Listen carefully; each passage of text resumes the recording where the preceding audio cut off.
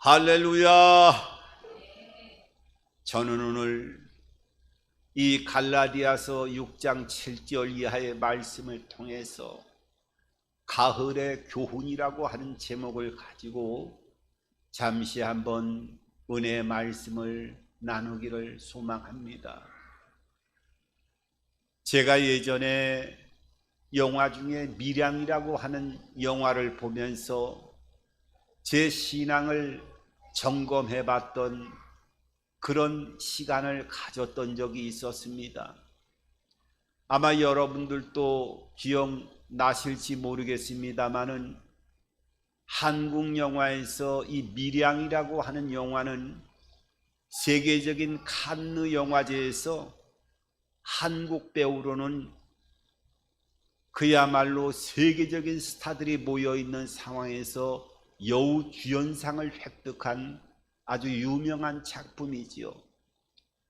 이 밀양이라고 하는 원래 영화는 이청준이라고 하는 유명한 소설가가 있는데 그분이 벌레 이야기라고 하는 작품을 각색해서 밀양이라고 하는 영화를 만들었지요.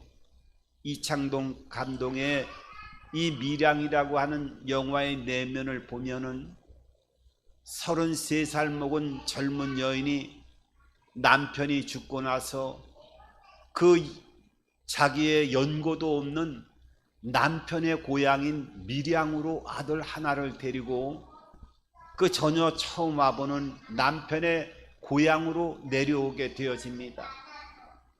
그런데 그 밀양에서 하나밖에 없는 자기 아들이 유괴범에 의해서 유괴가 되어지고 죽임을 당하는 그런 끔찍한 일이 발생하게 되어집니다. 한번 생각해 보십시오. 남편도 죽었지요. 그래도 남편의 흔적을 갖기 위한 남편의 고향인 밀양이라고 하는 남편의 고향으로 아들 하나를 데리고 내려왔는데 거기에서도 데리고 있는 아들 하나밖에 없는 혈육인 아들이 유괴범에 의해서 죽임을 당했다고 하면 그 여인의 절망감은 아마 언어로는 상상할 수 없는 그런 고통이 다가왔을 것입니다. 그럴 때 이 여인은 그 절망 속에서 몸부림을 치게 되어집니다. 몸부림을 치고 또 몸부림을 치는 상태에서 그 마음에 자기 자식을 죽인 살인범을 용서하게 되어져요. 그래서 마음에 용서하고 나서 감옥 속에 들어가 있는 이 살인범을 면회를 하게 되어집니다. 이 여인이 얼마나 절망과 슬픔과 오열과 고통 속에서 그 살인자를 교도소에 찾아가서 면회를 하게 되어지는데 이제 마음의 용서를 한 상태에서 이 살인자를 용서해야 되겠다고 하는 그런 마음을 가지고 살인자를 교도소에서 면회를 하게 되어지는데 이 살인자는 의외의 행동을 합니다. 어떤 행동을 하느냐? 얼마나 사람을 살해해놓고 마음이 평안하고 아주 얼굴도 은혜스러운 얼굴빛으로 이 살해를 당한 이 아이의 면회를 온 엄마에게 이렇게 얘기합니다. 나는 하나님께 벌써 용서를 받았습니다. 십자가에서 죽으신 예수님을 대신해서 그 예수 그리스도를 믿는 믿음 안에서 나는 내 살인죄가 다 용서받았습니다 하면서 오히려 더 편한 모습으로 이 살해당한 아이의 엄마에게 면회 온 엄마에게 용서하러 온 엄마에게 그렇게 대답을 하니까 이 엄마는 갑자기 마음속에 분노가 일어나게 되어졌어요. 내가 용서를 안 했는데 저 사람은 하나님이 용서를 해서 저렇게 뻔뻔하게 편안한 모습으로 하루하루를 보내가 있습니까?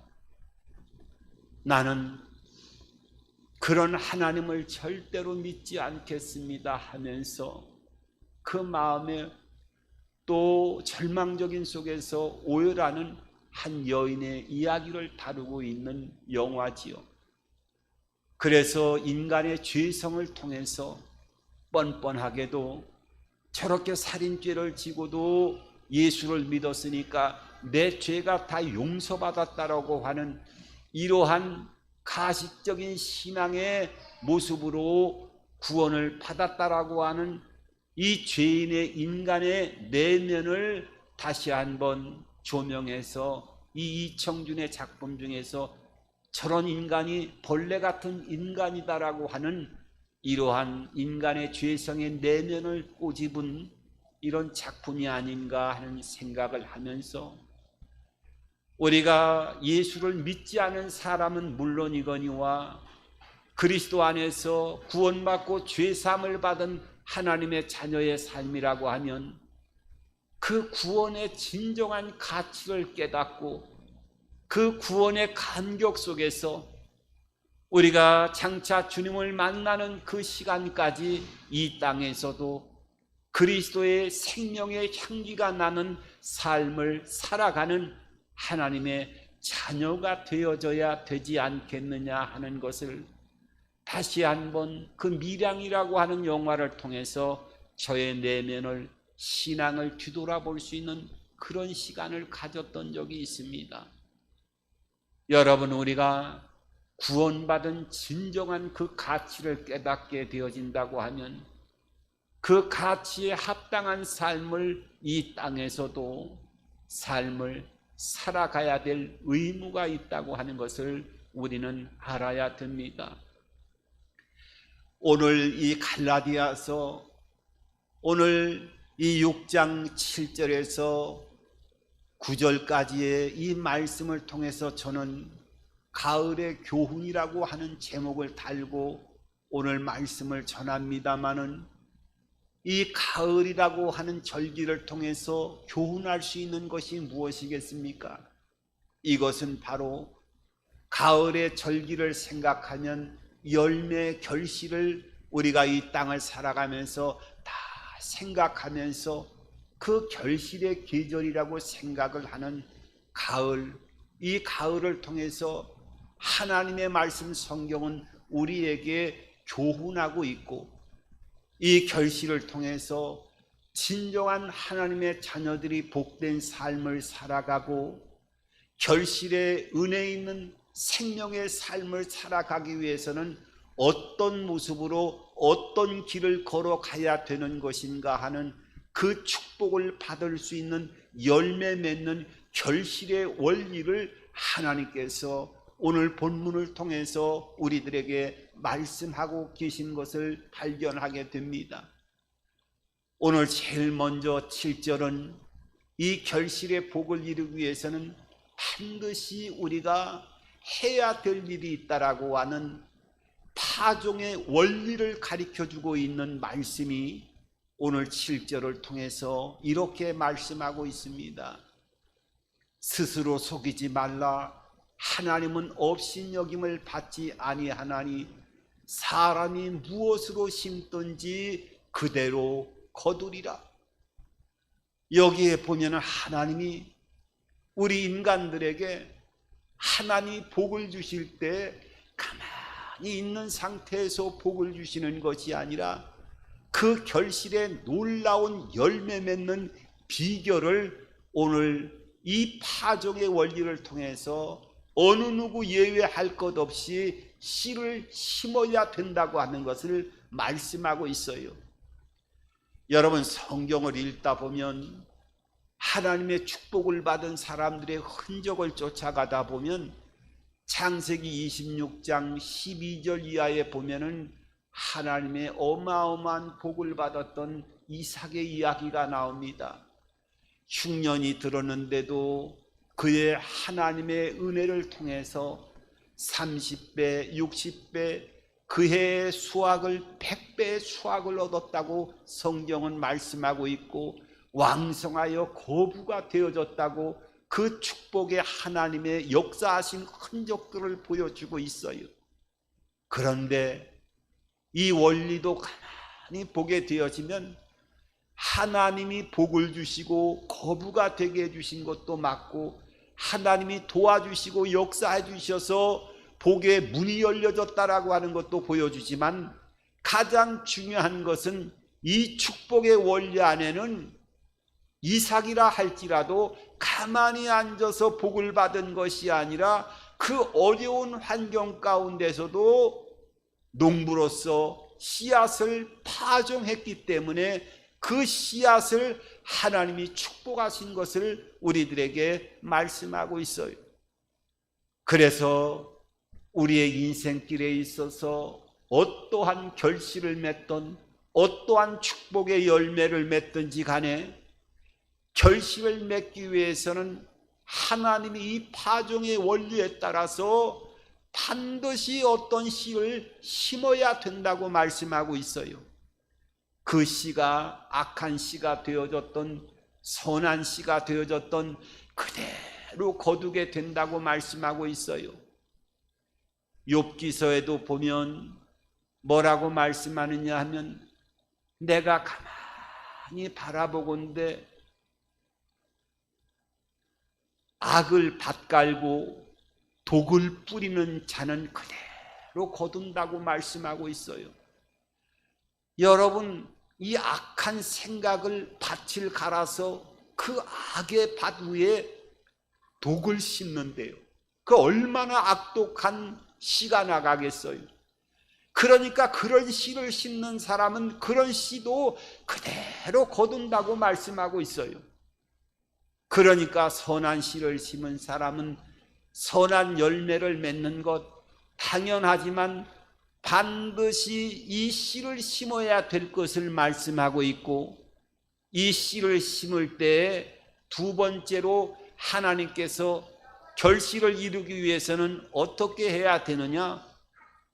씨앗의 원리를 말씀하면서 그 씨가 어떤 씨를 심을 것인가에 대해서 반드시 구별하고 그 어떤 씨를 심어야 될 걸 방향에 대해서 오늘 본문 8절의 말씀은 하나님이 좋은 결실을 맺을 수 있는 방법에 대해서 분명하게 가르쳐주고 있다는 거예요. 8절에 보면 이렇게 그 방향을 하나님이 말씀하고 계셔요. 자기의 육체를 위하여 심는 자는 육체로부터 썩어질 것을 거두고, 성령을 위하여 심는 자는 성령으로부터 영생을 거두리라. 여기에 보니까 씨를 심는 파종의 원리를 하나님이 분명하게 보여주고 계시면서 그 씨를 어떤 씨를 심어야 될 것인가를 분명하게 또한 말씀해 주고 계시는데, 육체의 씨를 심는 것이 아니라 성령의 씨를 심어야 된다고 말씀하고 있습니다. 우리가 여기에 보면 육체를 심는 자는 육체로부터 썩어진 것을 거두고 성령을 심는 자는 썩지 아니할 영생을 거둘 것이라고 말씀하고 있습니다. 그러면 많은 사람들이 생각하기를, 육체를 위하여 심는 거는 이거는 다 나쁜 것이구나, 이렇게 극단적으로 단언하고 신앙의 삶을 살아가는 사람들은 때로는 하나님의 뜻을 잘못 이해하게 되어지고, 이 육체의 삶을 살아가는 사람들을 다 범죄시하게 되어지는 죄인의 취급을 하는, 자기 자신은 의롭다라고 하는 이러한 생각을 가지고 이 육체를 학대하거나, 또한 사람의 마음속에 있는 자연스럽게 나타나는 육체의 욕구를 부정적으로 생각을 해서 삶을 살아가는, 이 땅의 수많은 육체가 원하는 쪽의 삶을 살아가고 그 육체의 만족을 위해서 삶을 살아가는 사람들을 다 죄악시하고 구별하면서 신앙의 길을 걸어간다고 하는 것은, 이건 신앙적으로도 큰 오류가 있다고 하는 것을 성경은 여러 형태를 통해서 말씀하고 있어요. 그럼 왜 육체를 위하여 가는 것이 썩어진 것을 거두는 것이고 성령을 심어야 되는 것을 말씀하고 계시는 것인가? 여러분, 우리의 육체도 하나님이 우리 인간을 만들 때에는 우리 육체를 흙으로 만들고 하나님이 그 안에 생기를 불어넣어 주셔서 생영이 되었다고 말씀하고 있어요. 그러니까 하나님이 인간을 만들 때 재료로 사용한 것이 흙을 통해서 우리의 육체를 만든 이 육체는 부정한 것이 아니라 이 육체도 잘 가꾸고 하나님의 형상대로 육체를 만드셨기 때문에 육체를 잘 돌봐야 될 책임이 있는 것은 당연한 것이고, 이 육체의 마음속에 욕구가 따라서 나오는 것들 따라가면서 육체의 기쁨도 느끼면서 희열도 느끼면서 그 은혜의 삶을, 육체를 따라서 삶을 살아가는 것, 이것이 잘못된 것이 아니라 육체만을 위해서 삶을 살아가는 것은 썩어진 삶이라고 하나님께서 말씀하시는 거예요. 그러니까 내가 어떤 욕망을 가지고 이 땅을 살아갈 때 삶을 살아가는 목적 자체가 이 세상에서만 삶을 살아가는 것이 끝나는 것 같이, 내가 일을 하거나 내가 재정적으로 돈을 벌거나 내가 행동하는, 아침에 일어나는 경제활동 모든 영역이 이 땅의 삶을 살아가면서 그것이 끝날 때까지 이 땅에서만 나의 만족을 위해서 삶을 살아가는 육체의 삶, 육체만을 위해서 삶을 살아가는 것은 하나님이 크게 경계하시는 것을 우리들에게 말씀하시는 거예요. 그래서 예수님이 광야에서 시험을 받으실 때에도 마귀가 돌을 가지고 떡을 만들어 보라 했을 때 예수님이 뭐라고 말씀하시고 마귀를 쫓아냈어요? 사람이 떡으로만 사는 것이 아니라 하나님의 말씀으로 사는 것이라고 말씀하셨어요. 그 예수님이 떡으로만이라고 얘기하는 것은 사람이 삶을 살아가면서 떡도 떡의 존재를 예수님께서 부정하신 것이 아니라 분명하게 인정하시고 너희의 육체를 위해서 만족을 위하는 삶도 살아가는 것 분명하게 인정하고 계시지만 그것만 전체 인생의 목적이 되어서는 절대로 안 된다고 하는 것을 말씀하시는 거예요. 그러면서 말씀이 어떻게 해요? 성령을 심어라. 성령은 영생의 열매를 거둘 것이라고 말씀하고 있어요. 육체만을 위해서 이 땅에서 삶을 살아가는 인생의 길이라고 하면 왜 하나님이 썩어진 것을 거둔다고 단언하시냐 하면, 육체는 이 땅에서 영원히 살 수가 없어요. 죽음을 맞이할 경우에 육체만을 위해서 헌신하고 육체만을 위해서 삶을 살아왔다고 하면 육체가 흙으로 돌아가는 순간에 모든 것들이 다 물거품이 되어지기 때문에 이 육체로부터 썩어진 것을 거둔다고 하나님이 단언하고 말씀하고 계시는 거예요. 이 성령을 위해서 심는다는 게 뭡니까?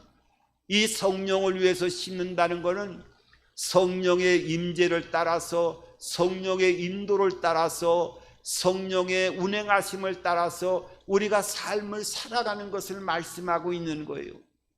성령을 위해서 심는다는 것은 구체적으로 여러 가지가 있습니다만 몇 가지로 구체적으로 얘기한다고 하면, 성령을 쫓아가는 삶이라고 하는 것은 먼저 말씀을 심는 것을 얘기하는 거예요. 내가 무슨 일을 하든지 간에 말씀을, 하나님의 말씀을 늘 마음속에 인식을 하는 거예요. 그리고 마음속에 인식한 그 말씀을 따라가면서 세상과 어떤 문제가 부딪힐 때 하나님의 말씀을 잘 선택을 하고, 선택한 것에 그치는 것이 아니라 말씀에 잘 순종하면서 삶을 살아가는 것, 이것이 바로 말씀을 심는 것입니다. 그것뿐만 아니라 기도를 심는 거예요. 여러분, 기도를 심으면 어떻게 해요? 기도의 응답의 열매로 반드시 되돌아올 것을 하나님이 약속하고 계셔요. 구하라 그럼 찾을 것이요, 두드리라 그럼 열릴 것이요, 너의 모든 것들, 구하는 것, 생각하는 것, 찾는 것 다 찾아질 것이라고 하나님의 응답이 기도 가운데는 반드시 나타난다고 하는 것이 성경 전체를 통하여 성경은 기도의 책 성경에는 모든 응답으로 하나님께서 화답해 주신다고 하는 약속이 성경 말씀을 통해서 기록하고 있는 거예요. 여러분, 그래서 기도를 심는 게 성령을 위해서 심는 거예요. 성령을 위해 심는 게 또 어떤 거예요? 헌신을 심는 겁니다.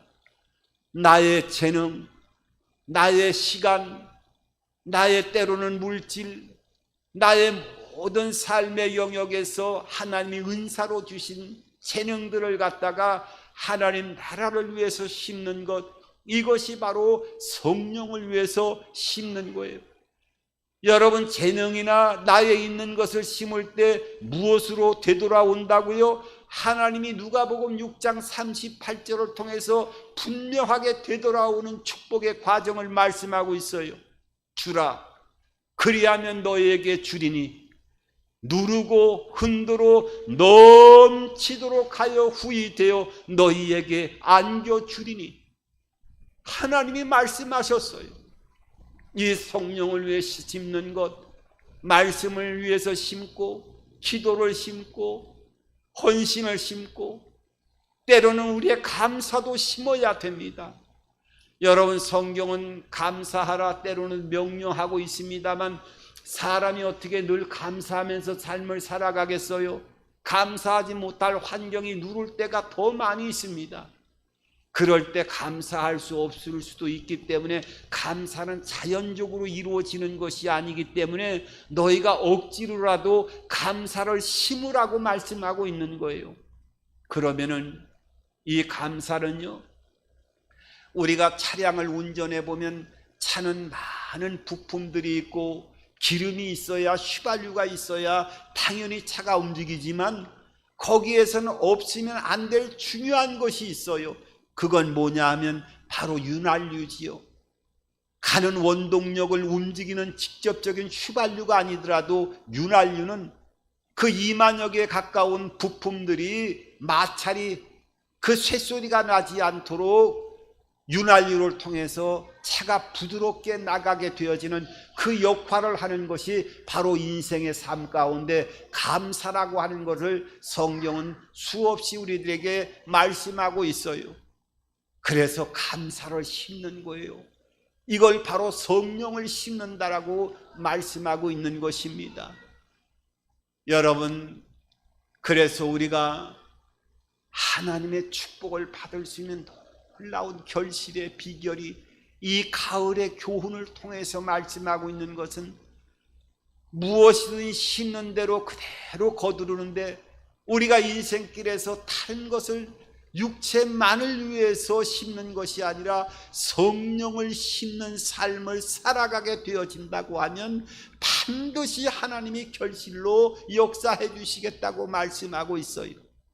그런데 우리가 많은 사람들이 왜 여기에 실패하는 줄 아십니까? 많은 사람들은 그렇게 생각을 해요. 성령을 심는데 기도와 말씀도 심고 헌신도 심고 감사도 심고 기도도 심고 다 심는데 왜 이렇게 나의 삶 가운데 모든 것들이 팍팍합니까? 라고 생각하면서 여러 가지 갈등을 일으킬 때가 있어요. 그렇지 않습니까, 여러분? 그런데 오늘 이 축복의 결실의 원리를 오늘 반드시 응답받기 위해서는 한 가지를 더 너희들이 반드시 기억해야 될 것이 있는데 그 기억해야 될 것이 오늘 본문 9절을 통해서 이렇게 말씀하고 있어요. 인내의 원리를 말씀하고 있는 겁니다. 우리가 선을 행하되 낙심하지 말지니 포기하지 아니하면 때가 이름에 거두리라. 때가 이름에 거두리라. 때가 이름에 거두리라 말씀하고 있습니다. 여러분, 낙심하지 말라는 거예요.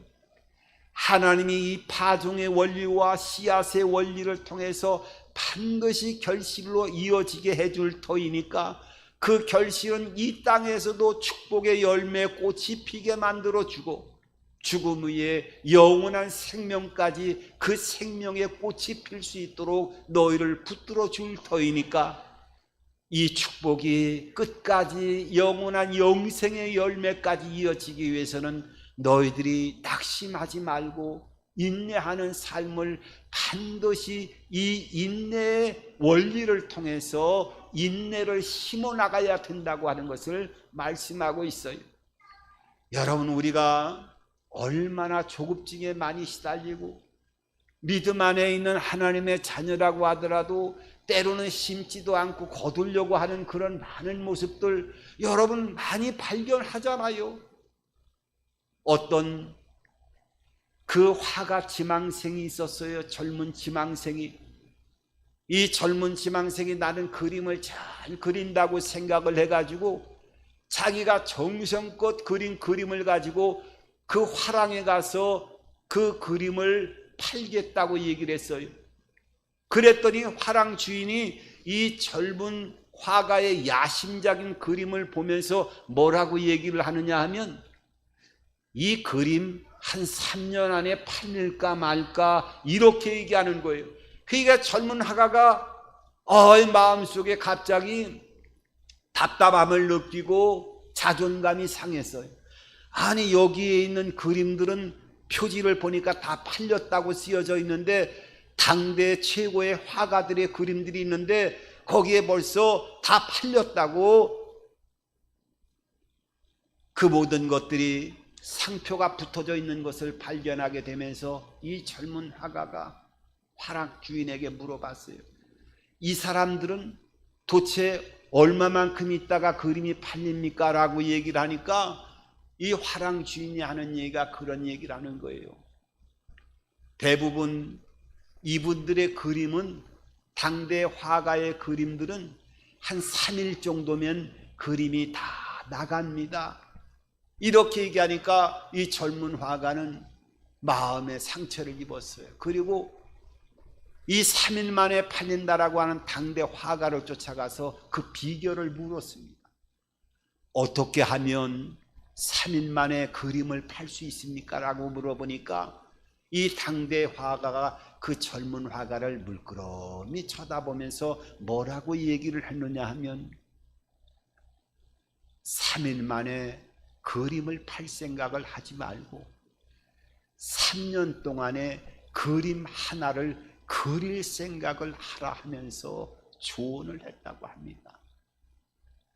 여러분, 우리는 때로는 너무 기다림에 지쳐있는 삶을 살아가는 많은 모습들을 보게 되어집니다. 뿌리지도 않고 거두려고 하고.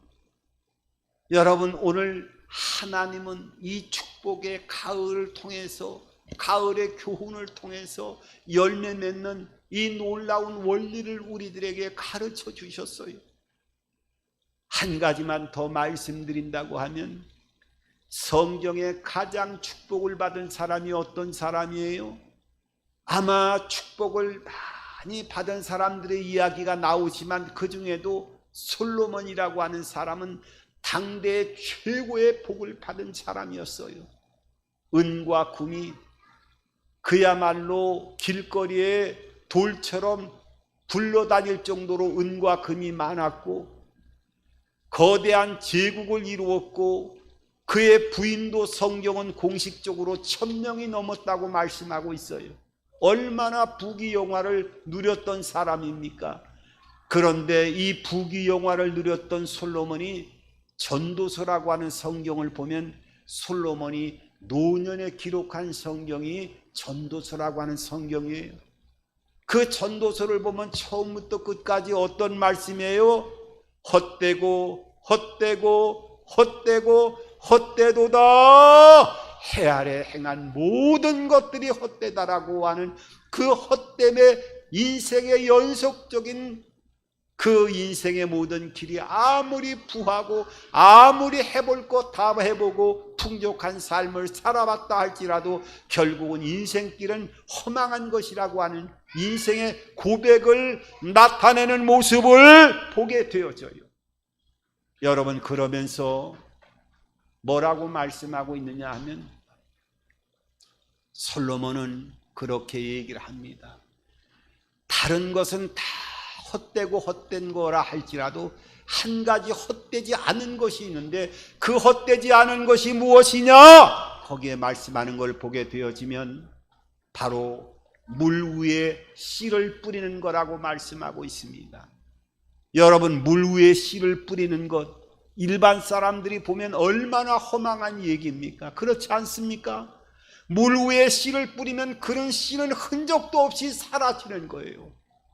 그런데 그 부귀와 공명을 다 누려보고 인생의 노년기에 모든 것들이 헛되고 헛되다라고 고백했던 그 솔로몬의 입에서 고백처럼 마음에서 삶을 통해서 나오는 것은 물 위에 씨를 뿌리는 것만큼은 헛된 것이 안 된다라고 하는 것을 깨닫고 고백하는 인생의 지혜를 보여주고 있어요.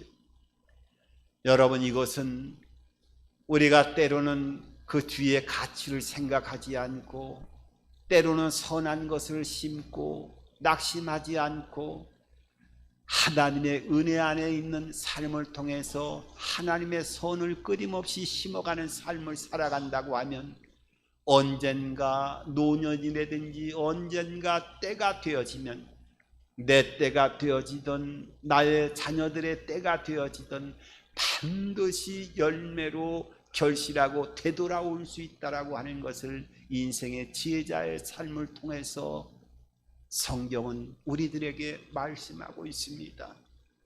여러분, 이 가을의 교훈, 하나님이신 이 가을 편지를 여러분들이 잘 기억하시기 바랍니다.